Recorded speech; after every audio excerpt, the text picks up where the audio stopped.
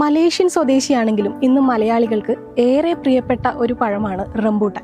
ആകർഷകമായ രൂപവും അതിമധുരമുള്ള സ്വാദും മാത്രമല്ല, ഉയർന്ന വിപണി മൂല്യവും നമ്മുടെ കർഷകരെ ആകർഷിക്കുന്ന ഒന്നാണ്. ഇത്തരത്തിൽ റംബൂട്ടാൻ കൃഷിയിൽ മികച്ച വിജയം കൈവരിച്ച ഒരു കർഷകന്റെ വിശേഷങ്ങൾ കാണാം ഇന്നത്തെ ഭൂമികയിൽ.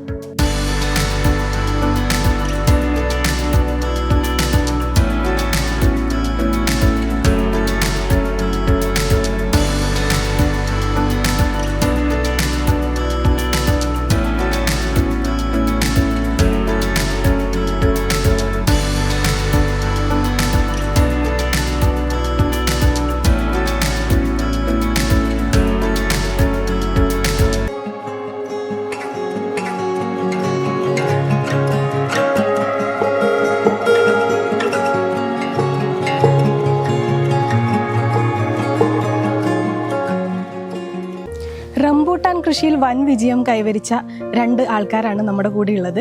ഭൂമികയിലെ ഇന്നത്തെ അതിഥികളെ നമുക്ക് പരിചയപ്പെടാം. നമ്മുടെ കൂടെ ഉള്ളത് സത്യനാരായണൻ സാറും അദ്ദേഹത്തിന്റെ വൈഫ് ആശാലത മാമും ആണ്. നമുക്ക് ഈ കൃഷിയുടെ വിജയത്തിന്റെ പിന്നിലുള്ള രഹസ്യങ്ങളും അതിന്റെ കാഴ്ചകളും ഒക്കെ കാണാം. അതോടൊപ്പം തന്നെ ഇതിനെക്കുറിച്ചുള്ള കൂടുതൽ കാര്യങ്ങൾ അവരോട് തന്നെ നമുക്ക് ചോദിച്ച് മനസ്സിലാക്കാം.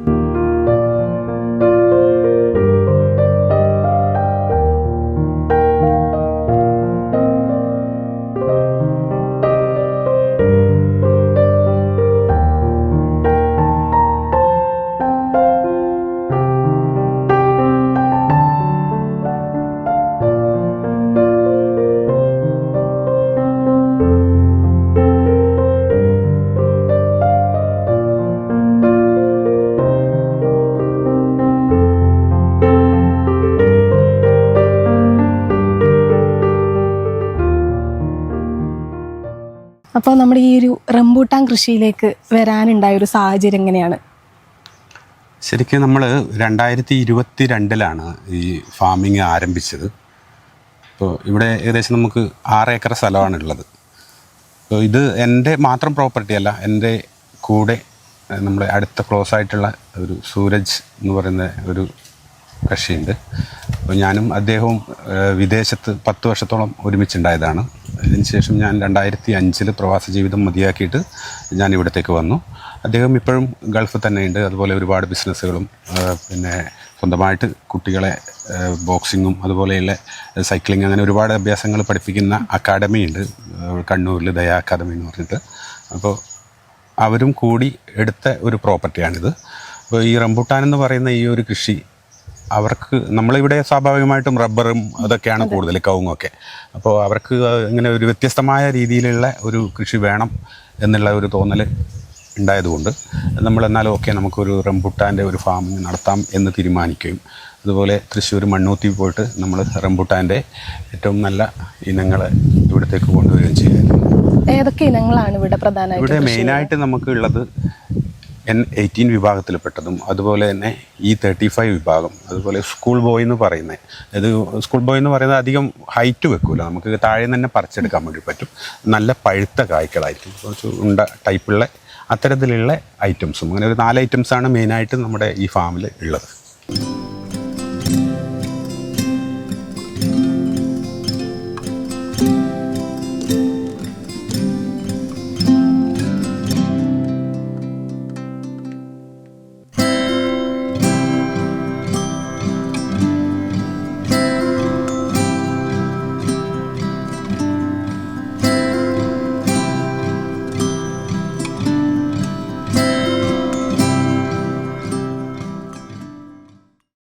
ഇതിന്റെ വളപ്രയോഗം അതുപോലെ തന്നെ ഈ രോഗപ്രതിരോധം ഒക്കെ നമ്മൾ മെയിനായിട്ട് ഇതിന്റെ വളപ്രയോഗം എന്ന് പറഞ്ഞു കഴിഞ്ഞാൽ നമുക്കൊരു ഫാം ഉണ്ടായിരുന്നു. ഒരു അടുത്ത കാലത്ത് വരെ നമുക്ക് ഒരു 10-15 പശുക്കളുള്ള ഒരു ഫാം ഇവിടെ ഉണ്ടായിരുന്നു.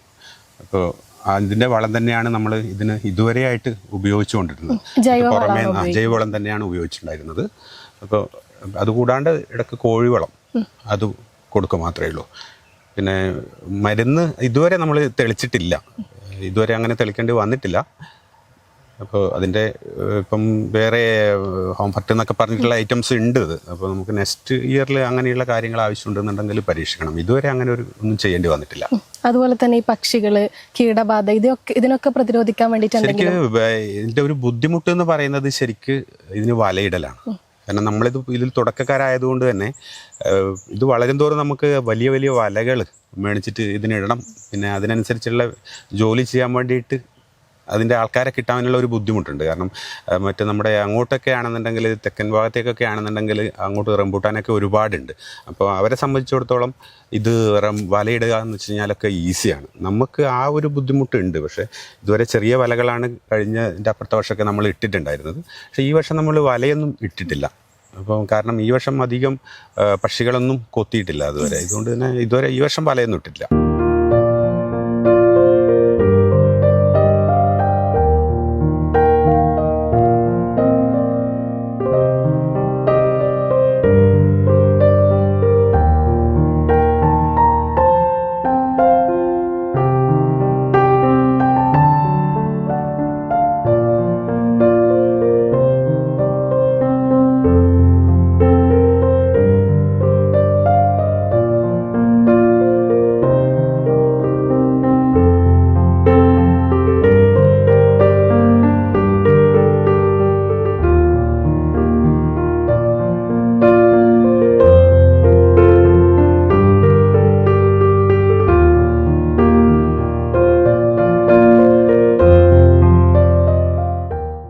ആദ്യമായിട്ട് ഇത് സ്റ്റാർട്ട് ചെയ്യുന്ന സമയത്ത് എത്ര തൈകൾ വെച്ചിട്ടായിരുന്നു തുടക്കം? അതുപോലെ ഇപ്പം എത്ര തൈകളാണ് ഇപ്പോൾ ഇവിടെ പരിചരിക്കുന്നത്? നമ്മൾ ഇത് വയ്ക്കുന്ന സമയത്ത് ശരിക്കും ഒരു 70ഓളം തൈകളാണ് ഉണ്ടായിരുന്നത്. അപ്പോൾ ഇതിൻ്റെ അകലം ശരിക്കും 30 അടി എന്നുള്ള രീതിയിലാണ് ശരിക്കും വേണ്ടുന്നത്.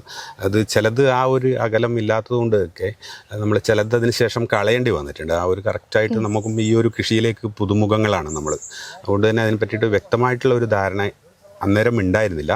ഇപ്പോൾ ഇത് വളർന്നു വരുമ്പോൾ നമുക്കതിനെ പറ്റിയിട്ട് കൃത്യമായിട്ടുള്ള ഇപ്പോൾ ഒരു ഐഡിയാസ് കിട്ടിയിട്ടുണ്ട്. അപ്പോൾ ഒരു 30 അടി അകലമാണ് വേണ്ടുന്നത്. അതിൽ കീടബാധകളൊക്കെ വന്നുകൊണ്ട് ഒരു 2-3 നശിച്ചിട്ടുണ്ട്. ബാക്കിയുള്ള തൈകളൊക്കെ ഇപ്പം നല്ല രീതിയിലുണ്ട്.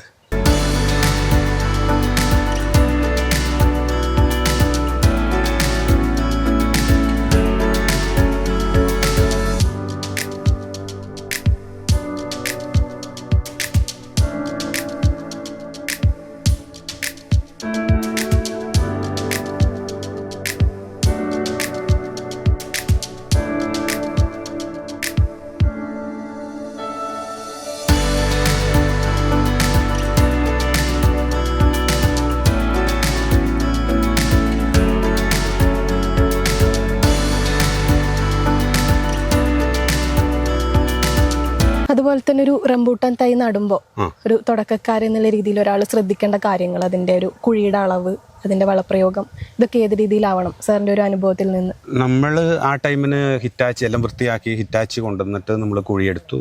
പിന്നെ ഏകദേശം ഒരു 2 അടി താഴ്ച, 2 അടി വിസ്താരത്തിലുള്ള കുഴികളാണ് ആ ടൈമിന് എടുത്തിട്ടുണ്ടായിരുന്നത്. അതിനുശേഷം ആദ്യം നമ്മളെന്ന് വെച്ചിട്ടുണ്ടെങ്കിൽ കുറച്ച് കോഴിവളം ഇട്ടു. ദെൻ വീണ്ടും അതിൻ്റെ മുകളിൽ കുറച്ച് പച്ചിലകൾ വെച്ചു. അതിനുശേഷം വീണ്ടും ചാണകപ്പൊടികൾ നിറച്ചു.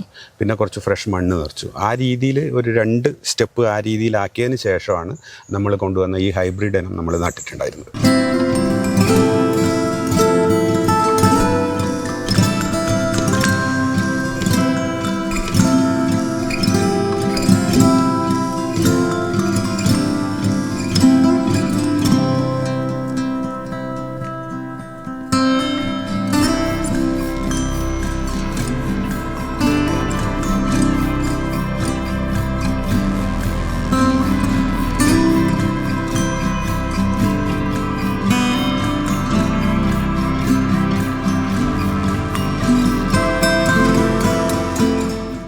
ഇപ്പോൾ വിപണിയിൽ പല ഇനത്തിലുള്ള റംബൂട്ടാൻ നമുക്ക് ലഭ്യമാണ്. ഇപ്പം നമ്മളൊരു കടയിൽ പോയിട്ട് വാങ്ങുന്ന സമയത്ത് ഇപ്പം സാർ അത് കൃഷി ചെയ്യുന്ന ഒരാളെന്നുള്ള ഒരു അനുഭവത്തിൽ എങ്ങനെയാണ് നമുക്കതിൻ്റെ ഒരു ഗുണനിലവാരം പരിശോധിച്ചിട്ട് തിരഞ്ഞെടുക്കാനുള്ള എന്തെങ്കിലും ഒരു വിദ്യ ഉണ്ടോ? നമ്മൾ ശരിക്കും പറഞ്ഞു കഴിഞ്ഞിട്ടുണ്ടെങ്കിൽ ഇപ്പം വിപണിയിൽ ഏറ്റവും കൂടുതൽ സെയിൽ നടക്കുന്നത് ഞാൻ ഈ പറഞ്ഞ ഹൈബ്രിഡ് ഇനമാണ്. ആൾക്കാർ അത് മാത്രമാണ് ഇഷ്ടപ്പെടുന്നത്. കാരണം അത് നല്ലോണം മധുരം ഉണ്ടാവും, ഒരു വലിപ്പം ഉണ്ടാവും. അതാണ് കൂടുതൽ സെയിൽ നടക്കുക. നമ്മൾ നാടൻ ഇനം ആണെന്നുണ്ടെങ്കിൽ അതിന് അധികം മാർക്കറ്റിൽ ആർക്കും താല്പര്യമില്ലാത്ത ഒരു സംഭവമാണ്. അപ്പോൾ N80 എന്ന് പറയുന്ന വിഭാഗത്തിലുള്ളതാണ് ഏറ്റവും കൂടുതൽ ആൾക്കാർ സെലക്ട് ചെയ്യുന്നത്. അതിന് മാർക്കറ്റിലൊക്കെ ഇപ്പോൾ നമ്മൾ വാങ്ങാൻ പോവുകയാണെന്നുണ്ടെങ്കിൽ ഇപ്പോൾ 300 രൂപയോളം വിലയുള്ളതാണ്. 250-300 രൂപ ആ രീതിയിലുള്ള റേഞ്ച് ഇപ്പോൾ ഉണ്ട്. പക്ഷേ നാടനാണെന്നുണ്ടെങ്കിൽ ആർക്കും വേണ്ട. അതിനൊക്കെ ഒരു 100 രൂപക്കൊക്കെ കിട്ടുന്നുണ്ട് നാടൻ ഇനങ്ങളൊക്കെ. പിന്നീടെന്ന് വെച്ചിട്ടുണ്ടെങ്കിൽ നമ്മൾ ഇപ്പോഴാണ് അതിൻ്റെ സീസണായി, അപ്പോൾ ഒരുപാട് വരാൻ തുടങ്ങി മാർക്കറ്റിലേക്ക്. അപ്പോൾ ഇപ്പോൾ കുറച്ച് വില കുറഞ്ഞിട്ടുണ്ട് ഇതിന്.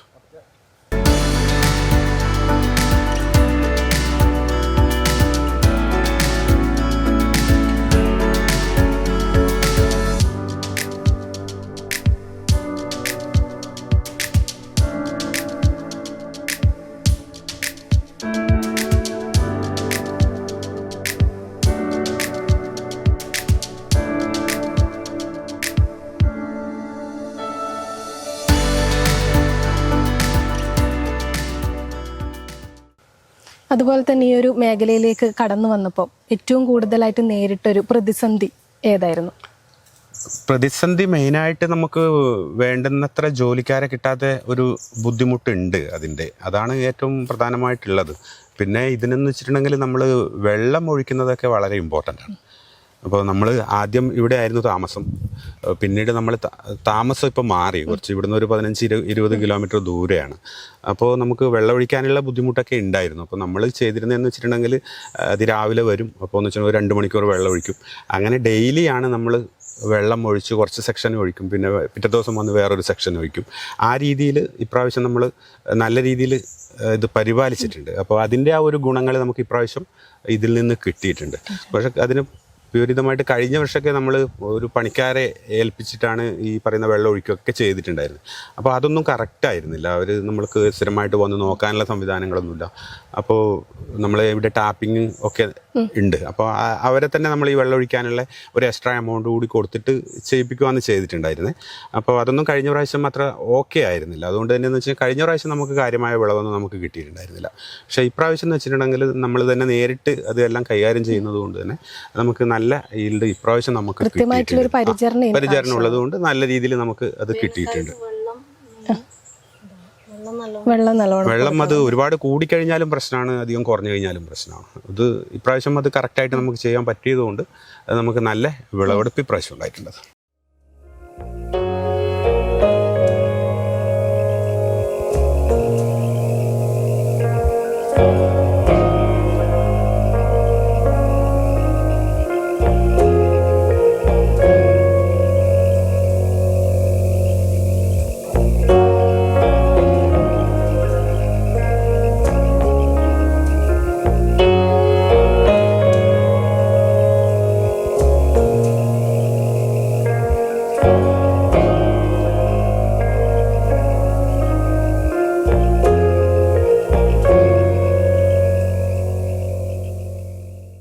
അതുപോലെ ഒരു റംബൂട്ടാൻ മരത്തിൻ്റെ ഒരു ആയുസ് എത്ര നാളായിരിക്കും? എത്ര കാലത്തേക്കാണ് നമ്മൾ ഇതിൽ നിന്ന് വിളവെടുക്കാൻ പറ്റുക? നമുക്ക് റംബൂട്ടാൻ ഒരുപാട് കാലം നമുക്ക് ഈൽഡ് കിട്ടുന്നതാണ്. അത് നമുക്കത് കൂടാതെ എന്ന് വെച്ചാൽ നമ്മൾ വെച്ച് കഴിഞ്ഞാൽ ഒരു പിറ്റത്തെ വർഷം മുന്നേ തന്നെ ഇതെല്ലാം നമുക്ക് വെച്ച് കഴിഞ്ഞിട്ട് പിറ്റത്തെ വർഷം തന്നെ നമുക്ക് പിടിക്കാൻ വേണ്ടിയിട്ട് തുടങ്ങിയിട്ടുണ്ടായിരുന്നു. അപ്പോൾ ഓരോരോ വർഷം കഴിയും തോറും നമുക്ക് ഇത് വരുമാനം ഇതിൻ്റെ കൂടി വരും. നമുക്ക് ഇതിൽ നിന്ന് അത്രയും ഈൽഡ് കിട്ടിക്കൊണ്ടിരിക്കും. പിന്നെ നമ്മളിത് പറിക്കുന്ന സമയത്ത് തന്നെ നമ്മൾ ഇതിൻ്റെ പ്രൂണിങ് സംഭവങ്ങളെ ചെയ്ത് കഴിഞ്ഞാൽ ഇതുപോലെ പൊട്ടിച്ചെടുത്ത് കഴിഞ്ഞാൽ നമുക്ക് അടുത്ത വർഷത്തേക്ക് ഇത് വേറെ പണികൾ കുറച്ച് കുറയും. അപ്പോൾ ഇതിൽ നിന്ന് വീണ്ടും ശിഖരങ്ങൾ വന്നിട്ട് അതിൽ കൂടി പിടുത്തമുണ്ടാവും നെക്സ്റ്റ് ഇയർ. അപ്പോൾ ഇതിന്റെ വിപണി ഏത് രീതിയിലാണ് കണ്ടെത്തുന്നത്? ഡയറക്റ്റ് നമ്മൾ വിപണി നമ്മൾ അത് മുമ്പ് പറയുന്ന കേട്ടത് ഒരുപാട് പേര് പിന്നെ എടുക്കാൻ വേണ്ടിയിട്ട് നമ്മുടെ ഫാമിലേക്ക് തന്നെ വന്നിട്ട് കച്ചവടം ആക്കും എന്നുള്ള രീതിയിൽ മുമ്പ് പറയുന്ന കേട്ടിട്ടുണ്ടായിരുന്നു. പക്ഷേ നമ്മുടെ ഈ ഏരിയയിൽ റംബൂട്ടാൻ വളരെ കുറവാണ്. അപ്പോൾ അവർക്ക് വന്നു കഴിഞ്ഞാലും അവർക്ക് അത്രയും ബൾക്കായിട്ട് അവർക്ക് കിട്ടണം. ഇപ്പോൾ ശരിക്കും നമ്മൾ ആ ഭാഗത്തേക്ക് കോട്ടയം ഭാഗത്തേക്കൊക്കെ ഒരു കമ്പനി തന്നെയുണ്ട്, എക്സ്പോർട്ട് ചെയ്യുന്ന കമ്പനി തന്നെയുണ്ട്. റംബൂട്ടാൻ മാത്രമാണ് അവർ എക്സ്പോർട്ട് ചെയ്യുന്നത്. അപ്പോൾ ആ രീതിയിൽ നമുക്ക് ഇവിടെ അത്രയും അവർ വന്നു കഴിഞ്ഞാൽ ഒരു വണ്ടിയിൽ ഫുള്ളായിട്ട് കിട്ടേണ്ട രീതിയിലുള്ള സംഭവങ്ങൾ അവർക്ക് കിട്ടുവാണെങ്കിലേ അവർ ഇവിടെ വന്നിട്ട് എടുക്കുകയുള്ളൂ. അപ്പോൾ നമ്മുടെ ഈ ഭാഗത്തേക്കൊക്കെ ഇപ്പോൾ ചെയ്യുന്നത് പയ്യന്നൂർ പോലെയുള്ള അത് വലിയ ടൗണുകളിലൊക്കെ നമ്മൾ തന്നെ പറിച്ചെടുത്തിട്ട് ഒരു വിലയിട്ട് സാധാരണ നമ്മൾ അണ്ടിയൊക്കെ കൊടുക്കുന്ന രീതിയിലാണ് ഇപ്പോൾ ഇവിടെ ചെയ്തു വരുന്നത്. പിന്നെ നമ്മൾ ഈ വർഷം നമ്മൾ ഇതുവരെ കൊടുത്തിട്ടില്ല. നമ്മൾ ശരിക്കും പറഞ്ഞാൽ ഞാനും എൻ്റെ സുഹൃത്തും നമ്മൾ ഇതിനെ ഒരു എന്താ പറയുക ഒരു മാർക്കറ്റ് എന്നതിൽ കൂടുതൽ നമ്മുടെ മനസ്സിനൊരു സന്തോഷം, വരുമാനത്തിൽ കഴിഞ്ഞ് നമ്മുടെ ഒരു മനസ്സിൽ ഒരു സന്തോഷം എന്നുള്ള രീതിയിലാണ്. അതായത് 2 ദിവസം മുമ്പേ ഒരു 10-20ഓളം ആൾക്കാർ 4-5 വണ്ടിയിൽ സുഹൃത്തിൻ്റെ ഫ്രണ്ട്സൊക്കെ വന്നിട്ട് നമ്മൾ ഒന്നിച്ച്, നല്ല മഴയൊക്കെ ആയിരുന്നു, അപ്പം ഒന്നിച്ച് നമ്മൾ വിളവെടുപ്പൊക്കെ നടത്തി നല്ല ഹാപ്പി ആയിട്ട് പോയി. അപ്പോൾ അവരൊക്കെ മെയിനായിട്ട് ഉദ്ദേശിക്കുന്നതെന്ന് വെച്ച് കഴിഞ്ഞാൽ അത്തരത്തിലുള്ള ഒരു സന്തോഷകരമായ നിമിഷങ്ങൾ ഈ റംബൂട്ടാൻ വഴിയാണ് ഉണ്ടായത്. ഇതൊന്നും ഇല്ലാന്നുണ്ടെങ്കിൽ അവർ ഇങ്ങനെ വരില്ല. പിന്നെ അവിടെയൊക്കെ ടൗണിൻ്റെ ആകുമ്പോൾ അവർക്ക് ഇത്തരങ്ങൾ സംഭവങ്ങൾ അപൂർവമായ കാഴ്ചയാണ്.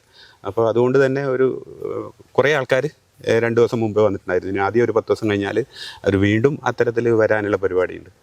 അതുപോലെ തന്നെ നമ്മൾ വിപണിയിനേക്കാളേറെ നമ്മൾ ഇപ്പം ഞാൻ പറഞ്ഞു എൻ്റെ സുഹൃത്തുപ്പം ഒരു അക്കാഡമി ഒക്കെ നടത്തുകയാണ്, പിന്നെ ബോക്സിംഗ് ഫെഡറേഷൻ്റെ പ്രസിഡൻ്റൊക്കെയാണ്. അപ്പോൾ അവർക്കൊക്കെ കുട്ടികൾക്കും രക്ഷിതാക്കൾക്കൊക്കെ ഇതുപോലെ കൊണ്ടുപോകുന്ന സമയത്ത് ബൾക്കായിട്ട് കൊണ്ടുപോകുന്ന സമയത്ത് അവർക്കൊക്കെ കൊടുക്കുക ആ ഒരു സന്തോഷം.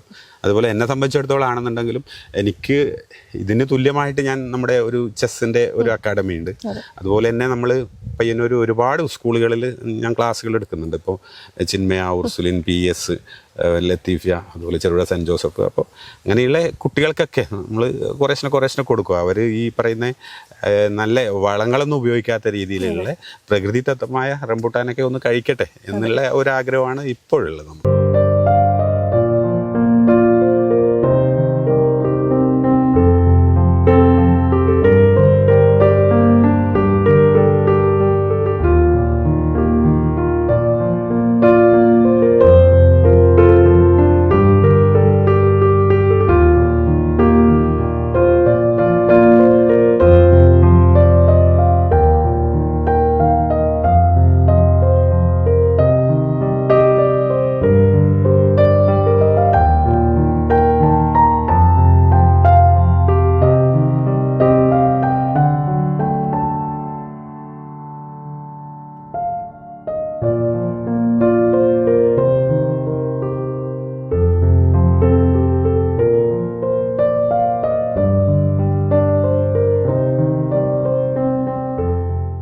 ഭാവിയിൽ ഇത് കൂടുതൽ വിപുലീകരിക്കണം അങ്ങനെ എന്തെങ്കിലും ഒരു ഭാവിയിൽ നമുക്ക് ഇതിന്റെ കൂടെ തന്നെ ബാക്കിയുള്ള സ്ഥലങ്ങൾ ഇപ്പം റബ്ബറാണ് ബാക്കിയുള്ള സ്ഥലത്തൊക്കെ അതൊക്കെ മുറിക്കുന്ന സമയത്ത് കുറച്ചുകൂടി നേരത്തെ ആ ഒരു സിറ്റുവേഷൻ നോക്കിയിട്ട് നമ്മൾ ചെയ്യണമെന്നുണ്ട്. അതുപോലെ തന്നെ നെക്സ്റ്റ് ഇയറിലൊക്കെ നമുക്ക് ഇവിടെ ഇഷ്ടംപോലെ പപ്പായ നമുക്ക് നല്ലൊരു ഇഷ്ടമുള്ള അതുപോലെ നല്ല സംഭവമാണ് റെഡ് ലേഡി എന്ന് പറയുന്നത്. നമ്മൾ മുമ്പ് ഉണ്ടായിട്ടുണ്ടായിരുന്നു ഇവിടെ.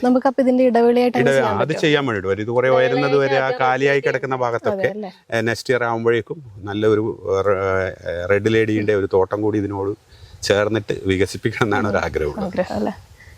കുടുംബം എങ്ങനെയാണ്? വൈഫ് കൂടിയുണ്ട്. അപ്പോൾ മക്കള് വൈഫ് ഒരു കുട്ടി മാത്രമേ ഉള്ളൂ. പിന്നെ വാദ്യകലാകാരനാണ്, ആദിത്യൻ പയ്യന്നൂർ വാദ്യകലാകാരനാണ്. അപ്പോൾ വന്നിട്ടില്ല.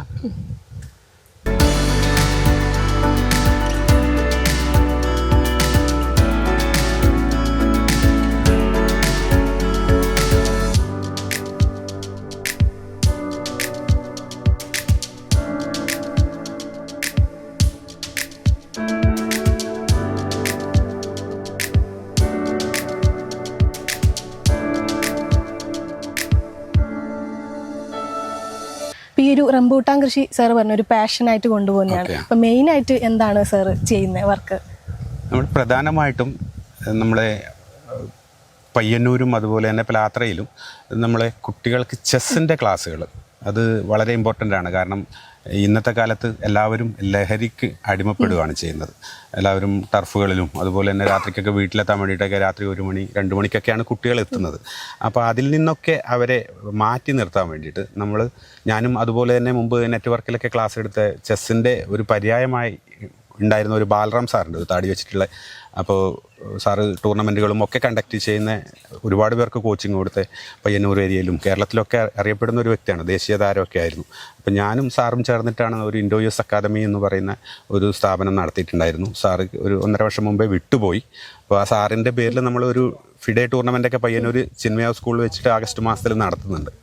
അപ്പോൾ ആ സാറും ഞാനും കൂടിയിട്ട് ചെസ്സിനെ പയ്യന്നൂർ ഭാഗത്തേക്കൊക്കെ മാക്സിമം പ്രൊമോട്ട് ചെയ്യാനുള്ള കാര്യങ്ങളൊക്കെ അന്ന് ചെയ്യുന്നുണ്ടായിരുന്നു. അതിൻ്റെ ഭാഗമായിട്ട് ഞാനിപ്പോൾ കുറേ സ്കൂളുകളിലൊക്കെ ക്ലാസ്സുകൾ എടുക്കുന്നുണ്ട്, ഞാൻ നേരത്തെ പറഞ്ഞിട്ടുണ്ട്. അതുകൂടാതെ താല്പര്യമുള്ള കുട്ടികൾ ശനി ഞായർ ദിവസങ്ങളിലൊക്കെ ഞങ്ങളുടെ അക്കാദമിയിൽ വന്നിട്ട് അവർക്ക് ചെസ്സിൻ്റെ സ്പെഷ്യലായിട്ട് ക്ലാസ്സുകൾ കൊടുക്കുന്നുണ്ട്. അത് ഇൻഡോ-US അക്കാദമി എന്നാണ് പേര്. പയ്യന്നൂർ ഷോപ്പിക്സിൻ്റെ ഓപ്പോസിറ്റായിട്ടും പ്ലാത്ര ബസ് സ്റ്റാൻഡിൻ്റെ അടുക്കായിട്ടും. അപ്പോൾ ഇത്രയും നേരം റംബൂട്ടാൻ കൃഷിയിലെ വിജയരഹസ്യങ്ങൾ ഞങ്ങൾക്ക് വേണ്ടിയിട്ട് പങ്കുവച്ച സാറിനും അതുപോലെ തന്നെ വൈഫിനും എല്ലാവിധ ആശംസകളും നേരുന്നു.